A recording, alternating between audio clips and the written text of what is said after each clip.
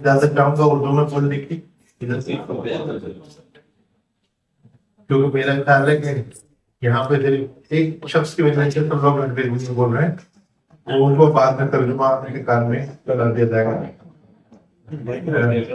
Doctor मंजूर आजम साहब से मेरा ताल्लुक पर्सनली अभी 2-3 साल पहले हुआ, लेकिन उनके राइटिंग, उनके इंस्टीट्यूट ऑफ ऑब्जेक्टिव स्टडीज को मैं 25-30 साल से जानता हूँ, पढ़ता रहता हूँ, सुनता रहता हूँ।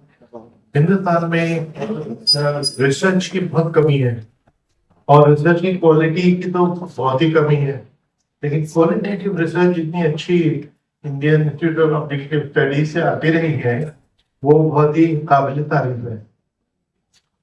थिंक टैंक्स की कमी हमारे यहाँ बहुत रहती है, बहुत कम है, लेकिन जितनी क्वालिटी थिंक टैंक इन्होंने बनाया ऑलमोस्ट सिंगल हैंडेडली इन्हीं के नाम पे वो जाना जाता है, लेकिन इनकी अच्छी खासी टीम है। पिछले दिनों में जब 2-3 साल पहले मैं गया तो देखा अच्छा बड़ा ऑफिस है, काफी लोग उसमें काम कर रहे थे। इनकी गाइडेंस अभी मिलती रहे इंस्टीट्यूट को और इंस्टीट्यूट और आगे बढ़े जरूरी है। मार्जिन लगाने इसके लिए जितना इन्होंने काम किया है मैं समझता हूँ कि इससे ज्यादा किसी ने नहीं किया होगा, क्योंकि हम लोग कुछ अपना केस रखते हैं माइनॉरिटीज का, इमोशनल या पॉलिटिकल स्पीचेस देके वो नहीं चलता। जब तक हम अपना case statistically facts and figures के बुनियाद पर नहीं पेश करेंगे तो वो कन्विंस नहीं कर सकता है।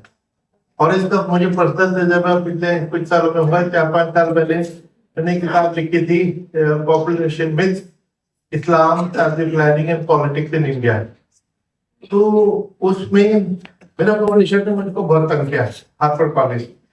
हालांकि मैंने 6 किताबें लिखे हैं, कभी इतनी तकलीफ नहीं, क्योंकि उन्होंने उस किताब को अपनी लीगल टीम को रेफर कर दिया है, क्योंकि उनको ऐसा लगा कि इसमें कुछ ना कुछ सेंसिटिव चीज हो सकती है जो उनके खिलाफ कोई लिटिगेशन हो जाए या मेरे खिलाफ हो जाए। तो रोजाना 4-5 क्वेरीज आ गई, किताब आपने ये लिखा है, कहाँ से लिया था, ये सोर्स क्या थी, ये साइटेशन बताइए। 4-5 महीने तक ये चला, बड़ी एनॉयंस होती थी, बड़ी इरिटेशन होती थी। फॉर्चुनेटली मेरे पास एक बच्ची 21 साल की लड़की, ब्राह्मण लड़की, जो दुर्गापुर में रहती थी। कोविड की वजह से मैंने उसकी शक्ल की नहीं देखी थी, लेकिन मेरी रिसर्च असिस्टेंट थी, उसको मैं उसको ऐसे रेफर कर दे करता था। शाम तक वो बेचारी कहीं ना कहीं से ढूंढ डाल के वो साइटेशन पूरी करती थी। उसका नतीजा क्या हुआ कि 4.5 महीने की जो जहमत थी और इरिटेशन थी वो धुल गई जब मैंने उसकी वैल्यू देखी कि उसकी वजह से 450-500 तो साइटेशन उसमें आ गई। एक लव, एक फैक्ट, एक ऐसी कोई चीज नहीं जिसके ऊपर कोई उंगली उठा सके, वो इतनी ऑथेंटिक बुक हो गई।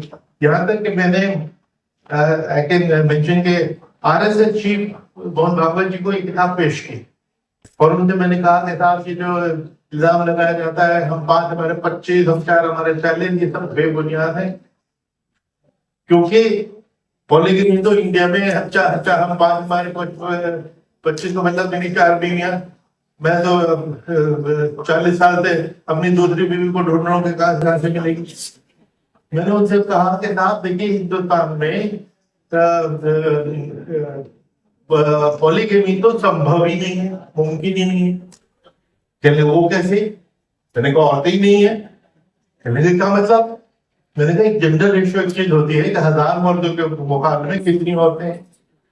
2011 के सेंसस के मुताबिक 940 औरतें हैं 1000 मर्दों पे। ये मैं भागवत साहब से बातचीत हो रही है मेरी, मैंने कहा देखा उसका मतलब ये हुआ कि 1000 मर्दों में से 60 मर्दों को तो पहली बीवी नहीं मिलेगी, तो मुझे दूसरी कहां से मिलेगी? तो उसमें वो बहुत हंसे। लेकिन जब मैंने अपने यार दोस्तों को इसका जिक्र किया तो वो मुझ पर हंसे, अरे साहब उनके हंसने से मुतासिर हो गए। मैंने कहा मुतासिर इसलिए हो गए कि that means he registered the point I am making, और मुझे इस कहने में खुशी है। अगर आप उनके 2-3 साल के स्पीचेस एनालाइज करें जो विजयदशमी पे वो देते हैं, उन्होंने ये इल्जाम जो हर साल लगाया करते थे कि मुसलमान बहुत बच्चे पैदा करते हैं, वो लगाना बंद कर दिया है। उनकी टोन ये मेरी खुशफहमी हो सकती है कि मैं कह रहा हूँ, लेकिन आप उसका एनालिसिस कर लीजिए, IOS करा ले इसकी स्टडी, क्योंकि फिगर वो भी सब भारत सरकार की फिगर ऐसी नहीं जो मैंने दिमाग से घट कर लिखी हो वो सब भारत सरकार के डेटा को पर्सपेक्टिव में बना के पेश किया। ये सारी लंबी बात मैंने इसलिए नहीं कि मैं अपनी किताब की प्रमोशन कर रहा हूँ, 7 लैंग्वेजेस में हो चुकी है और मैं उसी को रॉयल्टी नहीं लेता, वो चैरिटी को दे रखी है। ये बताने के लिए कि आज तक किसी भी राइट विंग लेफ्ट विंग किसी भी विंग से उस किताब का क्रिटिसिज्म नहीं आया, एक लाइन का नहीं आया।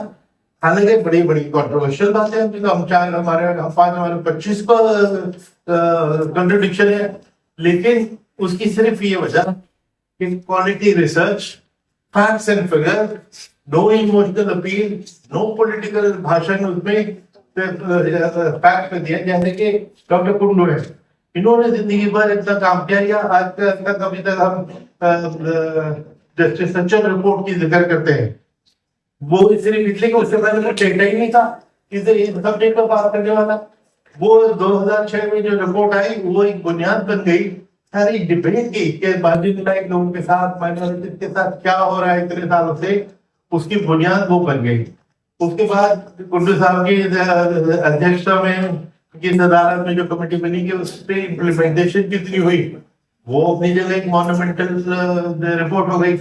तो इस कॉन्टेक्स्ट में हिस्ट्री मेकर कुंडू साहब बैठे हैं, मंजूर आलम साहब बैठे हैं और बड़े बड़े लुमिनरी यहाँ पे हैं। इससे ज्यादा मैं न कहते हुए बस सिर्फ मैं मुबारकबाद दूंगा मंजूर भाई को कि उन्होंने एक बुनियाद ऐसे इंस्टीट्यूशन की डाली जो इतनी क्वालिटी रिसर्च करके हमारा प्रॉब्लम, हमारी समस्याएं उन लोगों के सामने, सरकार के सामने पेश करते हैं।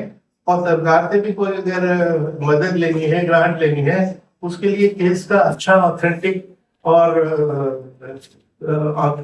ऑब्जेक्टिव बना। तो ऑब्जेक्टिव इनका बहुत ही बड़ा की वर्ड है।